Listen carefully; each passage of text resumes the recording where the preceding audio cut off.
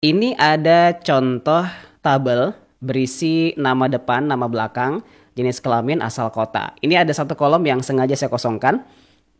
Nanti saya akan kasih tahu kenapa kolom ini saya tambahkan dan kenapa nggak ada isinya gitu. Saya jelaskan dulu studi kasusnya.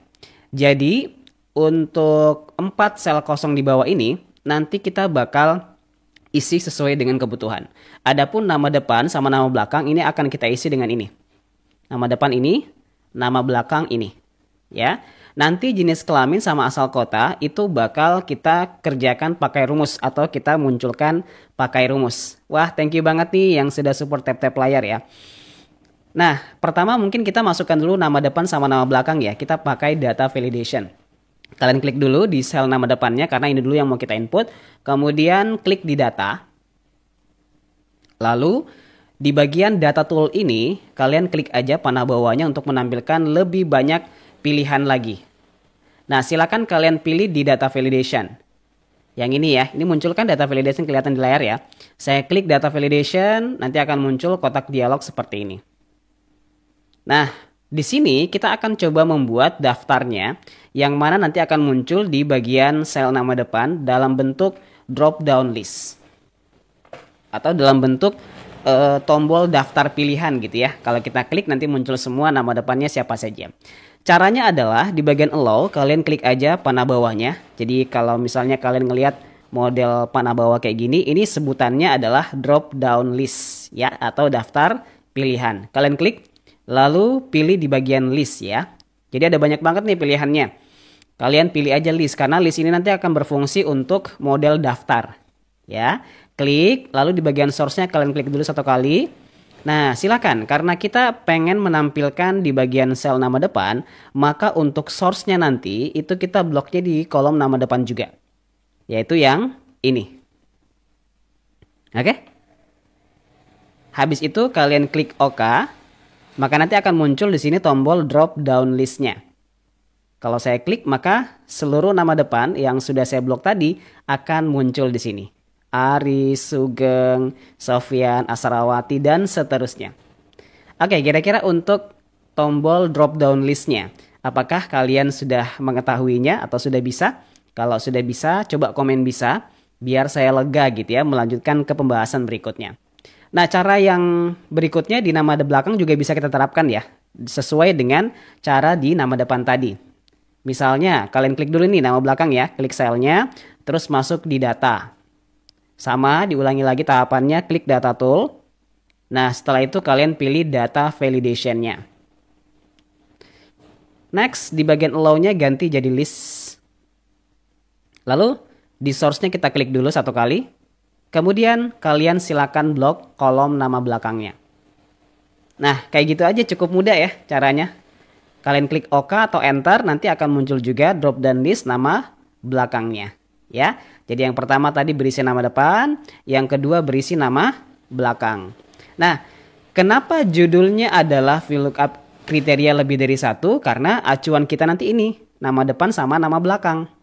Biasanya kalau kita ngerjakan VLOOKUP itu kayak gini kan, misalnya nih, kita langsung ke persoalan aja gitu ya. Setelah itu baru kita temukan jawabannya. Misal, kita mengerjakan jenis kelamin, mau tampilkan data di sini, itu biasanya kan pakai VLOOKUP ya, sama dengan VL, lalu kita aktifkan rumus VLOOKUP-nya, terus lookup value itu kan acuan ya, sel yang menjadi acuan untuk menentukan jenis kelaminnya apa. Nah, di sini kita kadang-kadang bingung nih, kalau yang umum kita pakai lookup value kan adalah sel yang jadi acuan gitu kan, jadi kita pilih gitu salah satunya biasanya apakah nama depan atau nama belakang. Sebagai sampel kita pakai nama depan aja gitu untuk lookup value-nya. Kemudian kita titik koma, lalu table array-nya kita blok mulai dari isinya ya. Jadi kita blok isinya seperti ini. Lalu kita kunci dengan 4, titik koma, ada pada kolom keberapakah jenis kelamin kita hitung 1, 2, 3, 4 ya. 4, titik koma, false atau 0. Kan gitu ya umumnya ya. Nah, ini N per A karena belum ada acuannya. Kalau kita pilih acuannya misalnya Sugeng, dia masih N per A. Ini yang menjadi studi kasus kita hari ini. Kenapa jawabannya itu bisa N per A, padahal untuk acuannya itu sudah ada gitu loh. Di sini nama depan. Nah, kita perlu perhatikan lagi dengan baik untuk model soalnya. Sekarang itu yang diminta acuannya bukan hanya nama depan ya, tetapi juga disediakan nama belakang. Jadi, nanti kita akan mengambil lookup value-nya itu dua.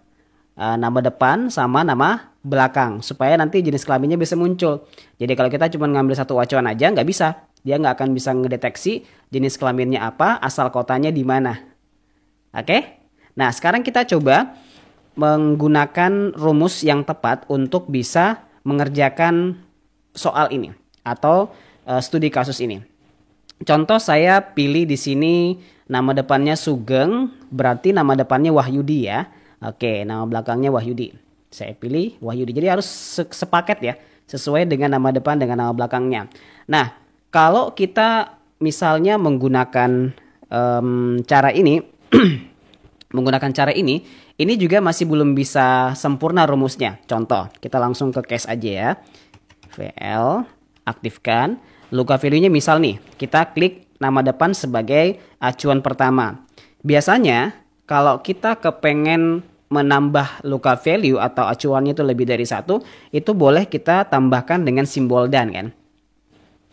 Oke? Dan itu berarti nanti kita akan gabungkan gitu. Ada dua sel yang jadi patokan sekarang atau acuan kita sekarang. Lalu kita klik sel kedua di nama belakang sebagai acuannya. Titik koma, table array. Table array kita boleh blok dari isinya saja ya seperti ini. Kemudian F4, titik koma. Ada pada kolom keberapakah jenis kelamin? Kolom bantu kolom pertama, nama depan kedua, nama belakang ketiga, jenis kelamin keempat gitu ya. Habis itu false atau 0 ya, karena datanya sama persis gitu. Namanya sama persis, dengan jenis kelaminnya udah jelas. Nah, ini juga masih belum selesai jawabannya. Masih salah, nanti saya akan kasih tahu salahnya di mana dan solusinya seperti apa. Pelan-pelan ya. Saya enter, maka jawabannya juga masih N per A. Padahal kalau misalnya kita mau cek ulang, ini acuannya udah tepat ya, ada dua nih. Yaitu Sugeng sama Wahyudi. Kemudian blockingnya di table array juga sudah tepat, kita ambil isinya. Kemudian kolomnya juga sudah cocok ya, kolom keempat. Kira-kira salahnya di mana? Untuk solusinya sebenarnya ada di sini. Bantu. Kan dulu antara nama depan dengan nama belakangnya. Betul. Ya, boleh pakai concatenate, boleh pakai concat, boleh pakai ampersand. Tapi saya lebih prefer ke ampersand deh, karena lebih simple ya. Klik aja sama dengan ketik aja sama dengan, lalu klik sel nama depan, kemudian masukkan simbol ampersand. Ampersand itu simbol dan ya. Lalu klik sel nama belakang. Enter. Nah, ini sudah muncul semuanya, lalu kita duplikasi ke bawah. Otomatis langsung berubah di bawah ya. Ketika kita sudah menggabungkan kedua nama tadi, nama depan sama nama belakang di sini, maka secara otomatis di bagian jenis kelamin udah muncul jawabannya, yaitu laki-laki. Oke, kalau kita ganti misal yang perempuan ya, Harna Widayati. Kita ganti menjadi Harna, kemudian di sini nama belakangnya kita ganti menjadi Widayati.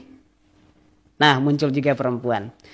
Tapi harus diperhatikan nama depan sama nama belakangnya itu harus sesuai dengan petunjuk di tabel ya. Kalau misalnya tertukar, itu bakal error juga hasilnya. Contoh, saya pakai nama depannya Dewo ya, misalnya Dewo ya. Terus nama belakangnya Widayati, ya nggak kena karena nggak cocok ya. Nah, Dewo harusnya di sini nama belakangnya Pandu. Jadi kita harus ganti Widayatinya menjadi Pandu, baru dia bisa sesuai jawabannya, yaitu jenis kelamin laki-laki. Ya, oke. Oke, nanti untuk jenis kelaminnya ini, asal kotanya, tinggal kita blok aja rumusnya. Lalu kita kopas di sini. Sisa di bagian kolomnya aja kita ganti ya. Jenis kelamin tadi kan dia kolom keempat tuh. Kita boleh hapus aja, ganti kolom kelima untuk asal kotanya. Udah langsung muncul jawabannya semua sesuai dengan yang tertera di tabel bantu. Pakai if error bang, biar nggak N per A. Boleh. Jadi yang dimaksud sama Kak Telo ini dia menyembunyikan hasil N per A ya. Contoh, misalnya di sini saya ubah nih nama depannya si Aris atau Sugeng deh. Nah ini kan di N per A ya. Dia nggak muncul nih jawabannya. Kita kepengen hasil N per A-nya ini kita hidden atau kita sembunyikan. Jadi caranya itu cukup di double klik saja. Di depan VLOOKUP ini kita masukkan if error. Kemudian di ujungnya ini kita tambahkan simbol titik koma, lalu kosong. Jadi yang tanda petik 2 kali ini adalah simbol untuk menggantikan hasil yang akan tidak nampak di situ. Jadi dia kayak sel kosong, padahal rumusnya ada. Kita balas kurung, kemudian kita enter, nanti dia nggak kelihatan gitu jawabannya.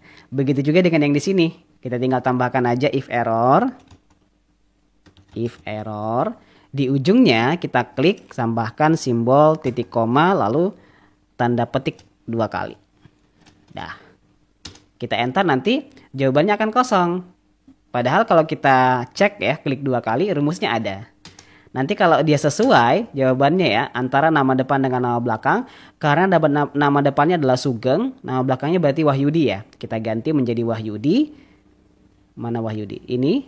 Nah, baru dia muncul jawabannya. Jadi bisa sedikit lebih rapi ya, dibandingkan dengan yang pertama tadi, N per A.